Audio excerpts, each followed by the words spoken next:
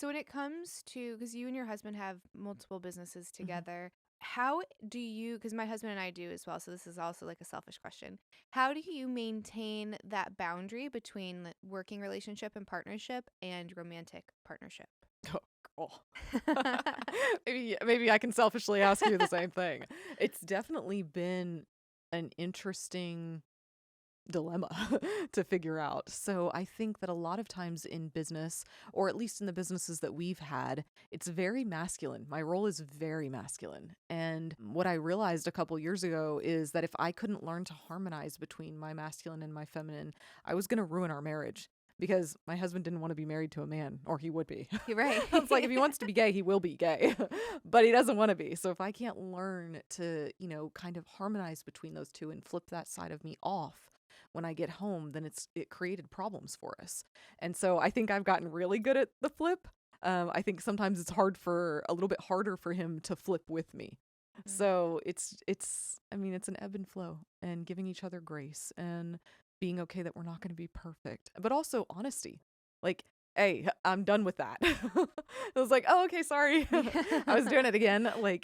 And Charles is very good at calling me out. So he has Mhm. no problem being like that. It's not working for me. Okay, I forgot. So I think it's just being willing to evolve and change and learn and then adjust to the person you love. How did you get to a place where you could take constructive feedback like that and not take it personal or have that turn into a fight? Yeah, honestly, to tell you the truth, my mom was so harsh that it just, I think that created a lot of desires of perfectionism in me.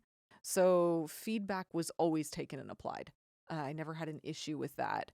What I have more of an issue with is my self-worth being, or my ability to be loved being based on what I produce. So accepting criticism and adjusting has never been an issue for me. I think that a lot of people are like, whoa, this girl just, it doesn't bother her. But the part that I struggle with is remembering that I don't have to be perfect to be loved. You Mhm. know, you can take that criticism and you can choose to apply it. Or what I've also learned as I aged is that's your opinion. So thank you for sharing that. I'm Mhm. going to process it and think about it. And then I'm going to decide if there's anything I want to adjust on my side. Because before I used to accept it and immediately implement. And Mhm. it's like, no, I'm not the Alicia you want me to be. I'm going to be the Alicia that I want to be. And you can accept me or not. That's your choice as a human. Mhm. You don't get to decide who I am. Have you heard this new? I guess it's not really new because like, I think the subject matter has probably been around forever, like for millennia, but it's kind of being rebranded and becoming sensationalized, which is the submissive wife or Mm, like those king queen archetypes that a lot of counseling will use and like leader and follower. What is your opinion on those dichotomies? yeah, that's a good one. I really think that some of them, they're just in our DNA. And I Mhm. think we've tried to fight it. We're equal, we're this, we're that. And I'm like, we're not even in the same book. So how can you say that, Nancy Drew book is equal to Martha Stewart's book? And it's like they can both be great books, but they're so different. And so for me, it's really realizing that we each create the relationships we want and we can choose how we want to behave in them. And it's really important to understand what your spouse is looking for because some men want a wife who is more masculine, want a woman who goes out and does that role or plays those roles. And then he wants to be more, in his feminine or whatever it is. And then my husband does not. And so it's like you need to be very cognizant of who you're hooking up with or marrying, aligning yourself with.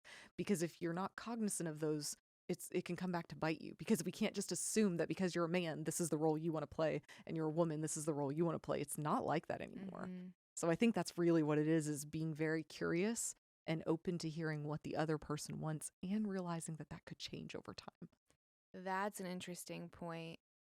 I love you so much. I I do. love I you too. mean, you approach things with so much nuance, Mm. and I think when you see a lot of these cultural personas and influencers, I can almost predict what they're going to say all of the time. And they do try to automatically put you in one of those boxes. Like if you were a man, like you have to be like in your masculine leader, Yeah. protector. And sure, that's probably most men, I would imagine. But there absolutely are men that want to be in the feminine. Like they want to be the stay at home dad. Yeah. And the woman is like this very ambitious, more in her masculine, and she wants to go conquer, climb, um, and just get promoted up that scale, and that's fine if like you find that balance Yeah. between your partner and yourself. And who are we to judge? I'm like, Mhm. who am I to say your relationship is right or wrong? I'm not living it. Mhm. And if it works for you guys, Right. then it works for you guys. And I think the biggest thing here that I find intriguing when I see people judging is, oh yeah, well that'll work for them for 5 years and then watch what happens. And I'm like, and so what if it does? Because Mm. I don't believe that we can say how long a relationship is supposed to be there for. I believe that we meet for a time when it's right, and this meeting is going to continue as long as it's supposed to. So I am very much like, do I wish that Charles and I will stay married forever? Of course, I love him. He's been such an amazing impact and friend in my life, right? But will I sit here and tell you, oh, we're soulmates and we're going to be together for fuck no? That's crazy. So Mhm. it's like, I think that we have to learn to give each other the space to grow, and then also understand that just because someone comes in and out of your life doesn't mean that you failed or that it's a failure. I think that's such a harsh way to look at things. Yes.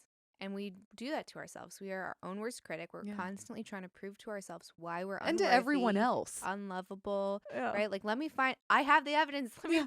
Let me show I'm you. worthy. And it's like, dude, I Yeah. don't have to prove it to you. Mhm. I just need to feel worthy to myself.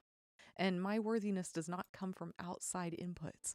My worthiness comes from me being a human. And every single one of us is. Therefore, we all deserve it.